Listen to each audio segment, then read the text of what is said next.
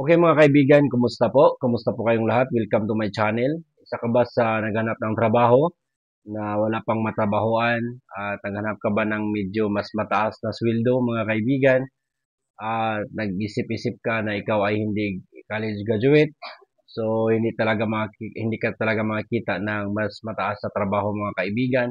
Pero sa video na ito, meron kaming i-offer sa inyo na trabaho bilang isang food panda rider. So magkano bang salary dito sa food panda? At ano ba yung trabaho dito sa Foodpanda? So mga kaibigan, sasagutin natin yan sa, sa, sa tapusin mo lang itong video na ito. Okay, so ang trabaho bilang isang Foodpanda mga kaibigan ay pagde-deliver lang talaga ng pagkain. Hindi natin hindi tayo magbabayad ng mga pagkain na kinuha natin sa vendor. Yan ay kukunin lang natin mga kaibigan at saka i-deliver natin sa ating mga customer.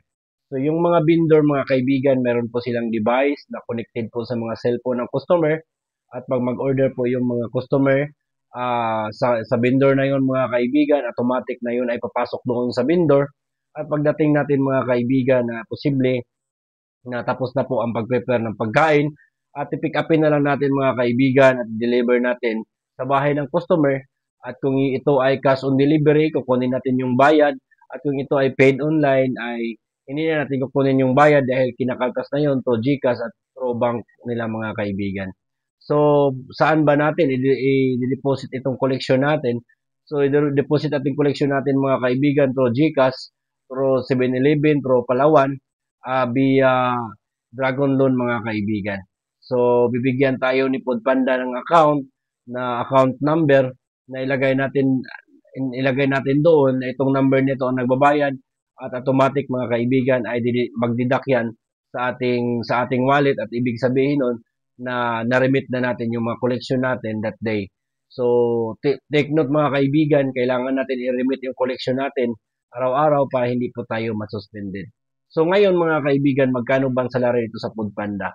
So, para sa akin mga kaibigan, kung ikaw ay nag-apply lang ng minimum na wages na trabaho, minimum salary, so dito ka na lang sa Foodpanda mga kaibigan dahil hawak mo pa yung oras mo, kahit ano yung gusto mo at nasa labas ka, ay pwede kang umuwi, pwede kang mag-exit at hindi ka habulin ng kumpanya mga kaibigan. So for example, meron kang importanteng lakad, hindi mo na kailangang ah, mag padala pa ng absent na excuse or ang tawag nito na ng leave sa iyong amo. So dito sa Foodpanda, pag hindi ka mag-duty mga kaibigan, iswap mo lang yung schedule mo at yun ay kukunin sa mga kapwa mo rider. So magkano ba yung salary dito mga kaibigan? Sa akin lang, observe ko mga kaibigan, ako ay nasa 4 na taong pag-deliver bilang isang Foodpanda rider mga kaibigan. So dito sa Foodpanda, pag mag-duty ka talaga ng 8 to 10 hours, so nalagpas 1,000 pesos yung kinikita mo dito sa Foodpanda. Yun nga lang mga kaibigan, kailangan mo talagang meron kang motor at kailangan meron kang talagang driver license na professional para matanggap ka dito sa Foodpanda. Pag non-pro yung driver license mo, wag ka nang magtanong mga kaibigan dahil hindi ka talaga makakapasok. O pwede makakapasok ka dito sa Foodpanda bilang isang biker. So bike yung gagamitin niyo sa pag-deliver ng pagkain at yun ay logi ka mga kaibigan dahil maliit lang po yung rate ng bikers mga kaibigan. So saan ba mag-apply dito sa Foodpanda? So sa baba sa link mga kaibigan, sa description, ilalagay ko yung dalawang link na pwede kayong doon kayo mag-apply dito sa Foodpanda.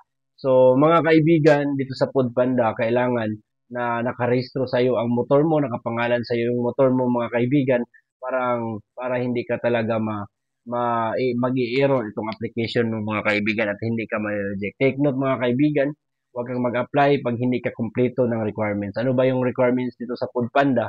So, requirements dito sa Foodpanda, mga kaibigan, mga kababayan, ay ito ay tinatawag na driver license na professional.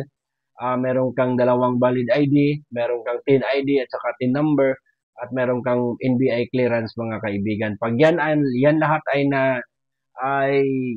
ay nandyan na, tsaka ka na lang mag-apply at i-click niyo yung link dito sa baba mga kaibigan para sigurado makakapasok kayo dito sa Foodpanda. So take note mga kaibigan, huwag kayong mag-apply kung hindi kumpleto yung mga requirements nyo. So kung mayroon kayong mga katanungan, i-comment lang mga kaibigan at gagawa natin ang video. Sa sunod na video, i-cover natin. So mayroon pong update 2025 sa ating system ito sa Foodpanda. Saka na lang po sabihin natin mga kaibigan sa sunod na video. More power, ride safe po kayong lahat at sana po sa nagbabalak na mag-apply, sana po makapasok kayo dito sa Foodpanda at para sa akin, garantisado po at saka recommended ko po itong trabahong ito na swak na swak na swak para sa iyo kung lalong-lalo na kung ikaw ay hilig mag-motor po mga kaibigan. Ride safe at magandang araw sa inyong lahat mga kaibigan. Shalom.